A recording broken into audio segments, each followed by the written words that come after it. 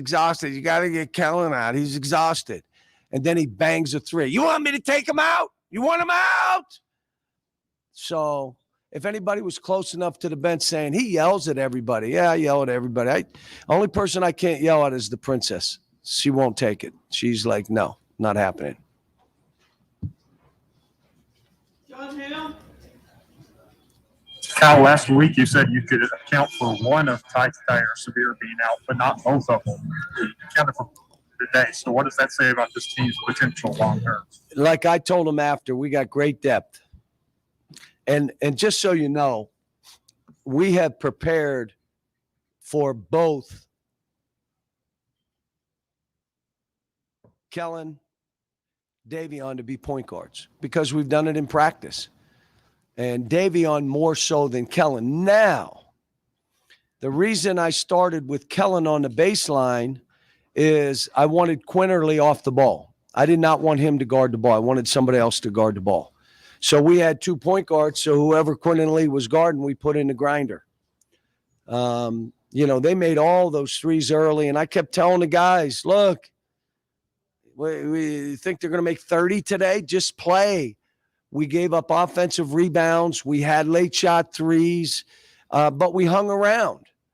And this is I keep saying this, I like my team. There are good teams out there, but I'm taking this one. Kyle Tucker. Yeah, Cal, I'm not sure I've ever seen a guy who's as good a shooter as Kellen be so deferential at times. Was today potentially big for him because it just put it squarely on his shoulders that you got to shoot, you got to score for us today? Well, there's 2 things that happened today. We had to go through Oscar. We had to.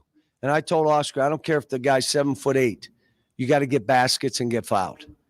The second thing I told the guys, and I told them at the shoot around, you got to make shots. I jumped Jacob today at the shoot around. I normally don't do that at shoot around. Tom was there, so Tom knows because he was like 2 for 11. You can't go through a shoot around and go 2 for 11 because now your mentality is you're not making shots in the game. So after he started making shots, and what did he do today? Made shots, made free throws, and I told him, you're going to have to make some jumpers. I didn't say threes. But if you have them, I was happy to see Keon make a 3. But that's not who he is. He's a mid-range 2-point shooter, and you know what? One of the best in the country. What he did today, he started and got absolutely pushed up. It wasn't good. But the way he played in the second half, that's who he is. And that's all I'm going to accept. Now, the greatest thing for him, he knows now I can start slow and I can sit down for a minute and get myself in the right frame of mind. And I keep telling these guys, you can't listen to the poison. You can't listen to it wherever it's coming from. Just stay focused on each other. Carol Bird.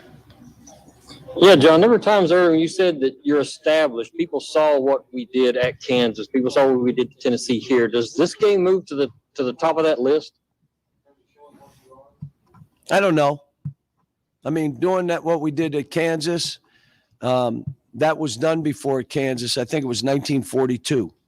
So I would tell you what we did there was pretty big. What we did to Tennessee, when you see how good they are, like they're really, really good. And what we did here, but this game was doing a different thing. Now you're shorthanded and guys have to step up.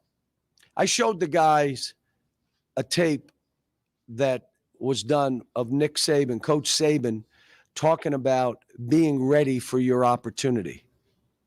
And part of it was you're worried about the results. You're results oriented. I need more shots. I need more minutes. I got to get there. Versus I'm going to be the best and train myself to be the best at the position I have. So when you do get a chance, you're ready to go. Like we got some guys that haven't played. I thought Davion did good again. He did. Or Damian, did good again. So I'm not afraid to play him. I thought Lance did good when we had to put him at 4 because we were getting manhandled at that position. But those guys are ready to step in and help. And they were all happy after the game. The whole locker room, they were happy with each other. And Sabir and Tai thanked them, because they couldn't play. And those two want to play. They may be out another couple games. I need them healthy before March. We don't need them to play hurt. If we can't win a game because they're not there, then we don't win the game. If this group chooses to play to win, we'll have a chance. But it's hard, and Alabama's a good team. They made 14 threes and lost. I don't know if you just heard what I said. We have our guards out, and we have 7 turnovers.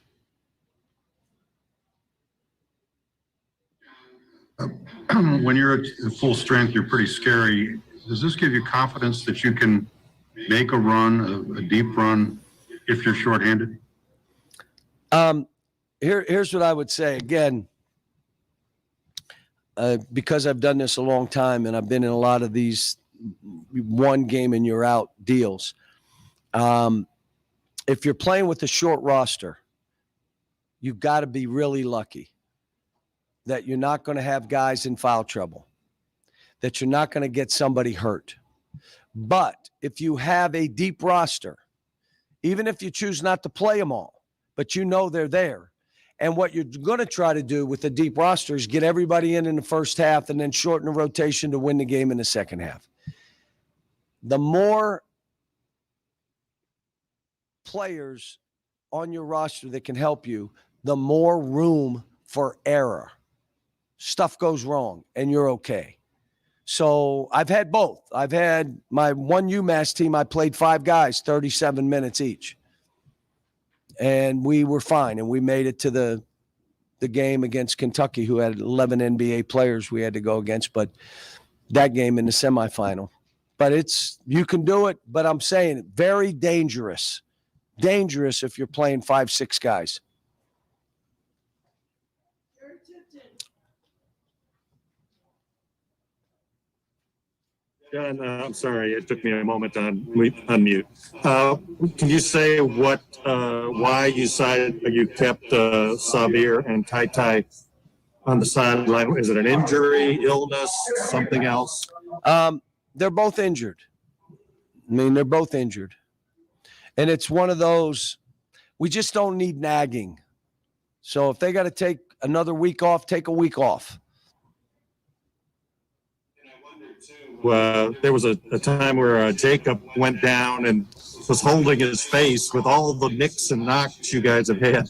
What goes through your mind when you see another guy down? He got hit in the face. It was a foul. That was what I thought. And then somebody said Pat and I went nose to nose. I like Pat. He's a good guy. So he charged me, but I'm good. Bonnie, go ahead. John, who do you think turned the program, turned the game around in the first half when you were kind of manning around with the bad lead? I think you went on 10-0 run. What do you think turned that team around? I thought Keon, his aggressive defense and rebounding changed the game for us at that point. Instead of them getting rebounds and baskets where they just drive and shoot a layup, all of a sudden the threes they were making, which were guarded, they're not making now. And then we offensively, I kept telling the staff, stop talking about the offense. We're fine. We played the game a little different today. If you can imagine, we had 2 practices to put a game plan together that was different than we normally would play. We grounded out. That's how we played today and still scored 91 points. But I felt that's how we were going to have to play with a short roster. Coach, after games like this, do you feel that your team is learning to play winning basketball on both ends? Christos, I didn't hear. It was kind of garbled. Say it one more time. Yeah, you hear me? Yes, I got you. Okay. Do you feel after games like this, wins like this, that your team is learning to play winning basketball? Yes. Yeah. Well, we made 2 plays. We tried to post Oscar 12 feet off the block.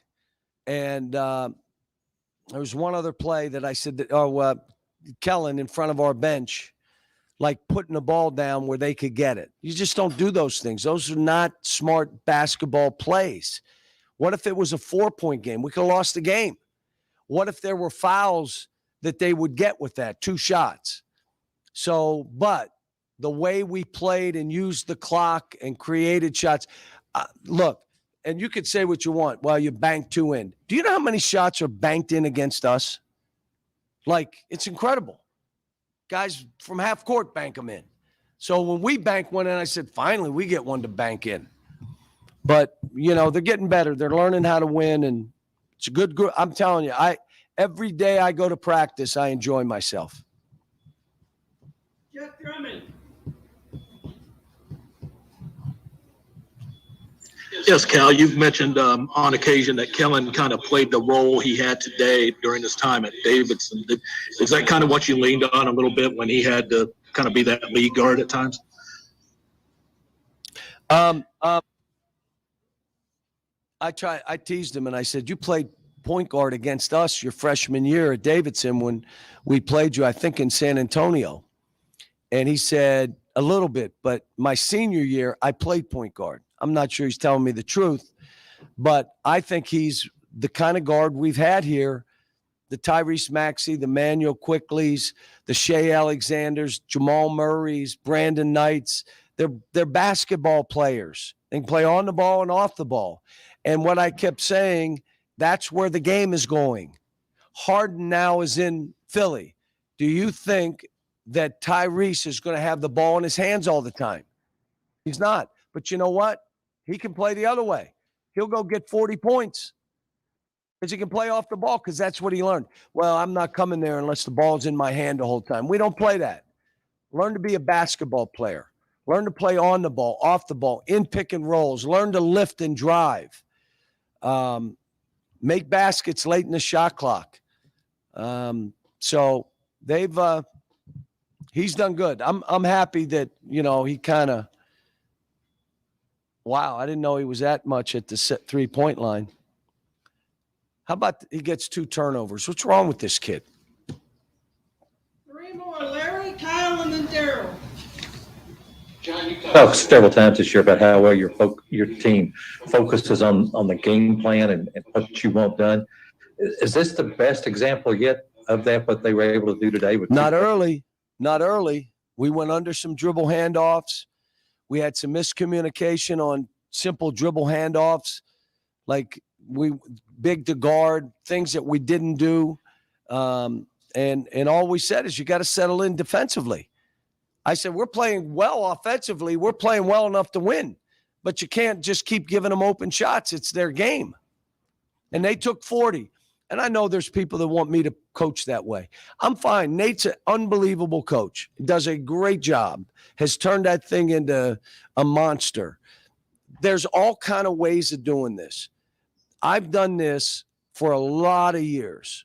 And I've changed and tweaked and brought in the dribble drive and then talked positionless basketball and, played 3-point guards different times and had some 3-point shooting teams, but 30% of the shots will be threes for us. Sometimes a little more, sometimes a little less. But when you look at Bill Self, pretty good coach. His numbers are about the same, 28, 30%. Well, we should take 60% should be threes and play all guard. Come on, man. We're Kentucky. What are we playing for, Larry?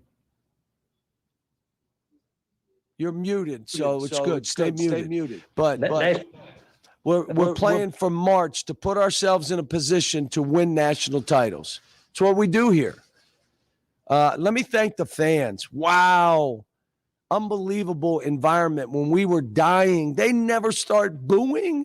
They don't boo. They were cheering us on. And when we made that run at the end of the half, the last 4 minutes, the way we guarded, they cheered on the guard, the rebound, how we defended. That's what they know what to cheer. They know what to push the buttons. greatest fan. I love these fans. And I'm telling you again, they'll go back and they'll watch this tape 3 times. I watch it once. I get one. You won't believe this. I watched the game being played. When I watch the tape, there's some things I'm trying to look at to make sure I was either right or wrong. There's some things I may have gotten on a player about. I want to make sure I'm right in what I did. And if I'm wrong, Larry, I apologize. And I tell them I was wrong. Here's what happened in that play. They know. So they don't have to get upset with me if I'm wrong. They know he's going to go see it on the tape and he'll apologize.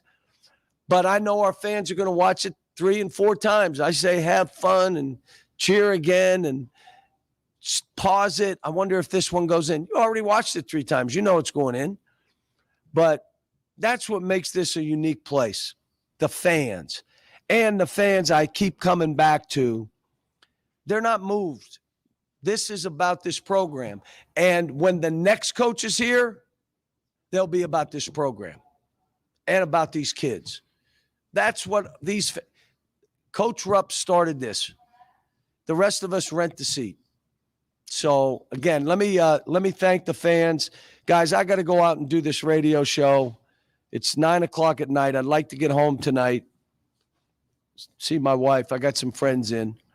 But I appreciate it. Thanks, guys.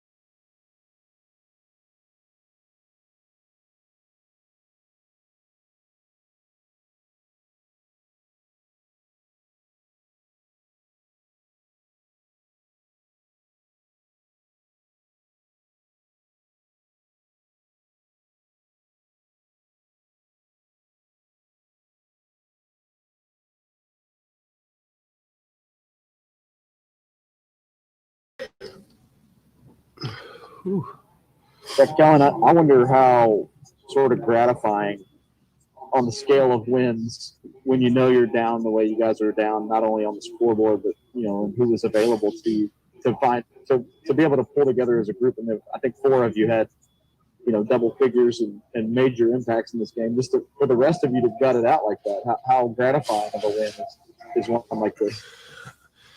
Man, I am incredibly. I'm so proud of our effort. I mean, look, we had 5 guys play 36 or more minutes, and some guys didn't start great and showed a lot of resilience and finished strong. I mean, being down our 2 lead guards and having to adjust, was like 36 hours of preparation and figuring out how we were going to play today. And, I mean, we scored 90 points without our 2 primary lead guards. So, and just the resiliency that we show. I mean, we were down for the first 15 minutes, 7 to 10 points the whole half. They were just hitting threes left and right, it seemed. I think it shows a lot about our team when Alabama makes 14 threes and we win the game. So credit to our guys. Kent Spencer. Kellen, 25 points today. Did you feel a sense of urgency to have this kind of game, especially with the role that you were going to have to play? I tried not to think about, okay, this is my opportunity to go get 20. I figured just naturally that there were going to be more opportunities for me to shoot the ball and to be involved and have the ball in my hands.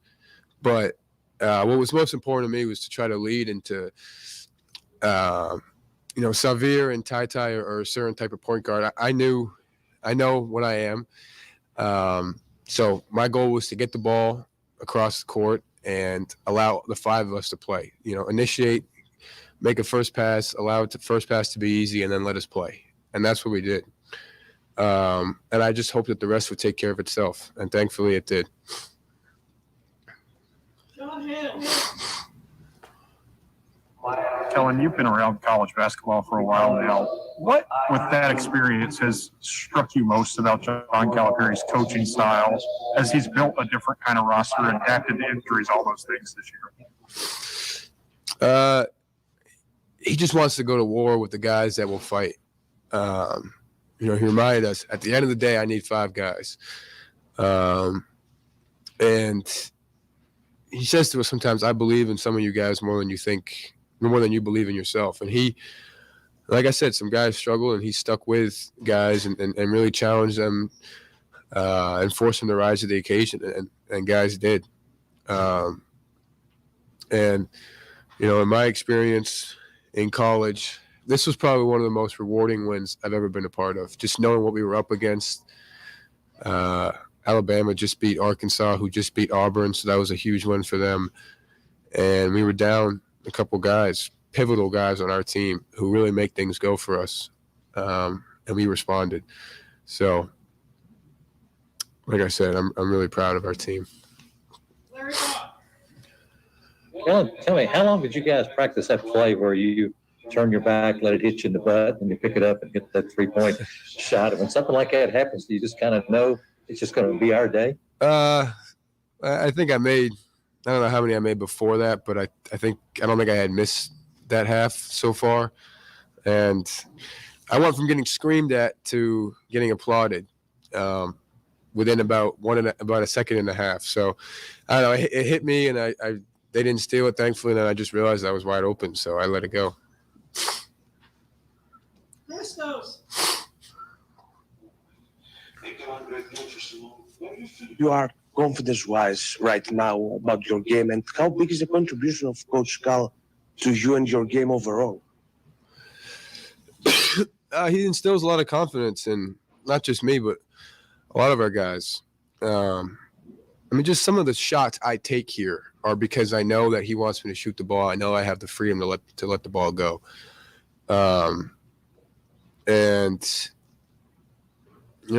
a great feeling as a player, as a scorer, and specifically as a shooter. When your coach will literally take you out if you pass up one shot, it's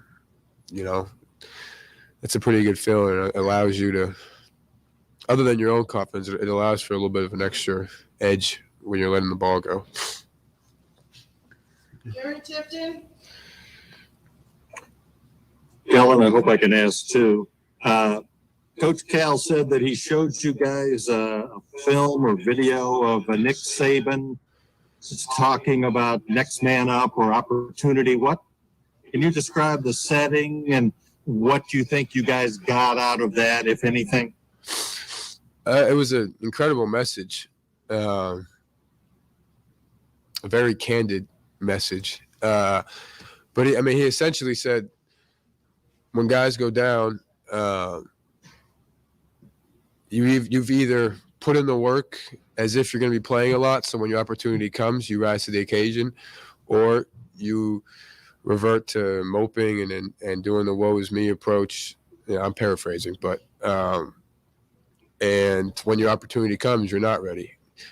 And I think that was a good message for us when we were down 2 starters for us to hear. And it doesn't just apply to the guys that don't play a lot. It applies to guys who we're going to have a larger role in a game like today that do play a lot. So I think it was a well-received message. You struggled some scoring-wise at Tennessee. That was a awful. motivation? Is that a motivating thing, or is it just one thing that happens and you move on? No, it was definitely on the back of my mind. I understand that's part of a grueling, long season. That's part of league play. Credit to Tennessee. They essentially didn't let me seemingly get a touch. They did a really good job keeping me from getting good looks. But Cal made a point that ultimately they worked harder to keep me from shooting than I worked to find ways to get free. And I think today, I remedied that a bit, and but at the end of the day, I try to put it in the rearview mirror. Everyone's gonna have games where they go 2 for 9 or 4 for 14 or whatever. So just try to put it behind us and get ready for the next one. 2 more. Tim and Kyle. Obviously, this was a gratifying win, as you said, but do you draw any anything from it as far as what it might mean if you have to play shorthanded down the stretch or in the tournament? Yeah, it shows how good of a team we are, and that we're well equipped to be able to handle adversity and rise to challenges like today.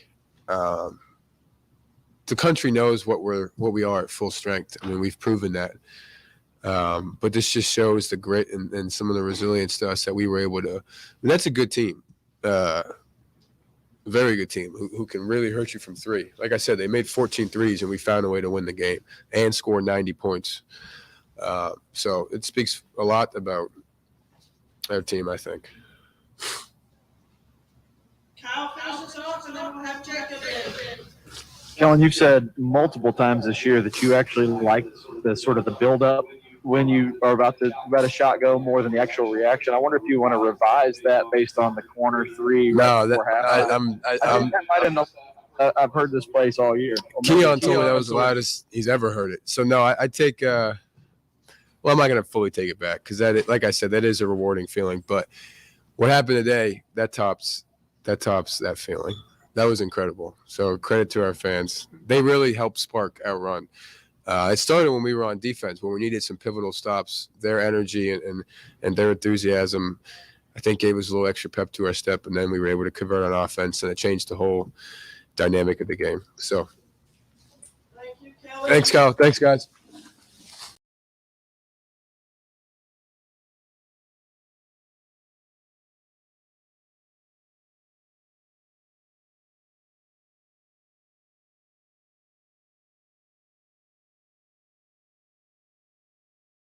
Jacob. Damn.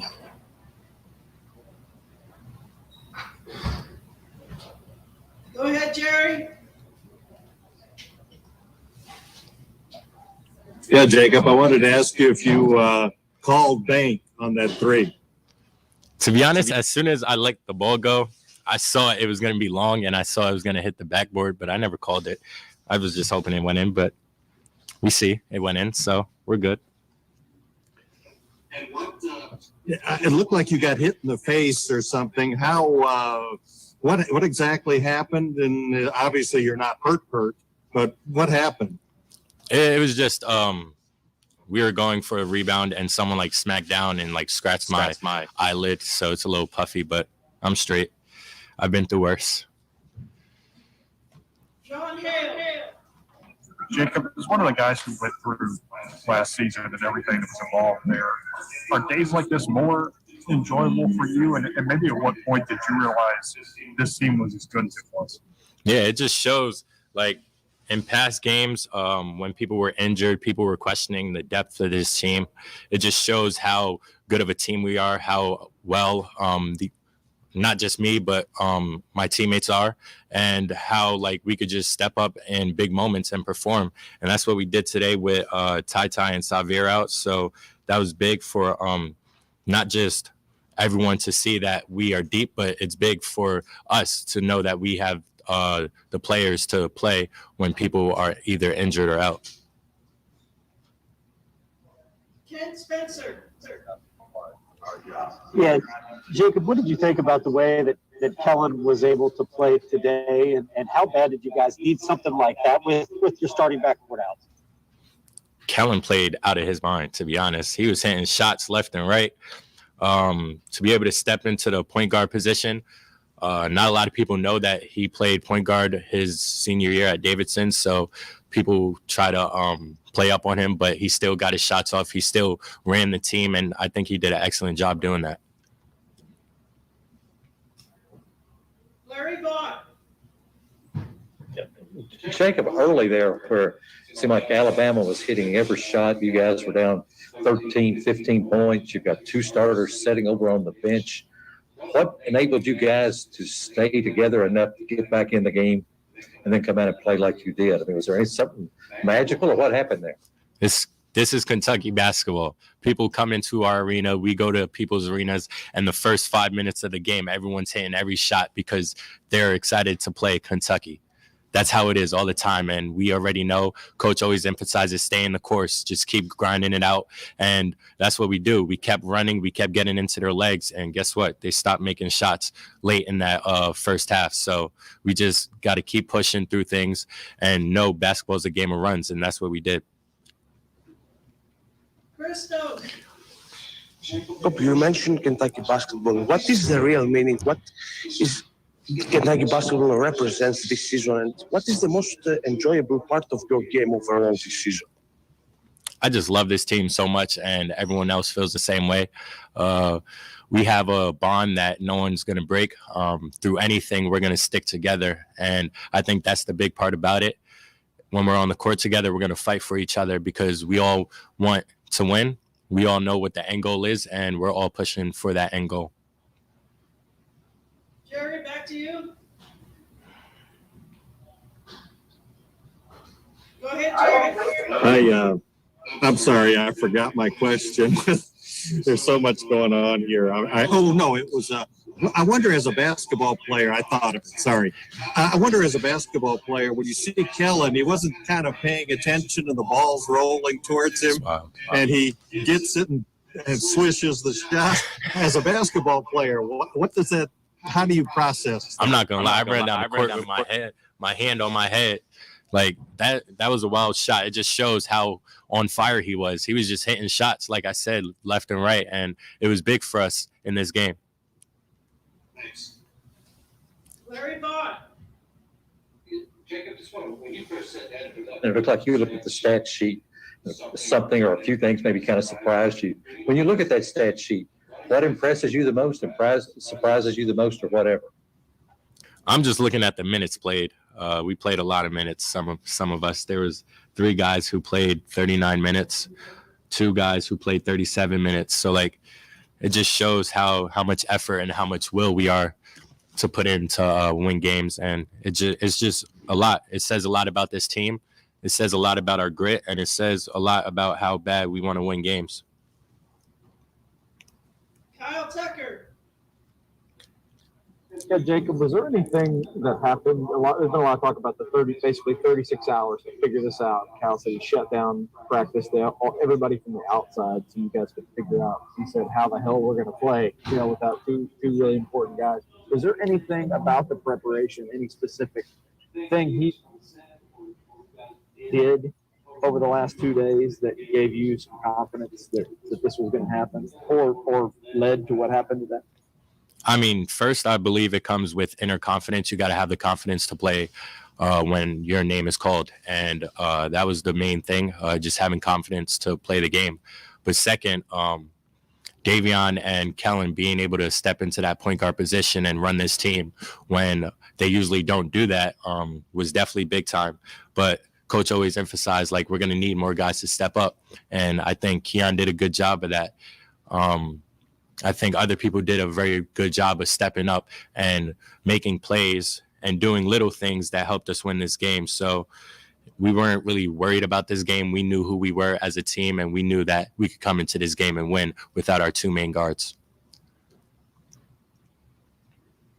Go ahead. Jacob, those wins like this against the Alabama, what it speaks about the mindset of that group? Excuse me? Those type of wins against the Alabama, what does it mean? What does it speak about the mindset that you have this season? This is about, coach always emphasized this is about March. So it helps us better understand that going into March, we have all the tools that we need to win games. So this is definitely preparing us for March. All right, thank you, everyone, and thank you, Jacob.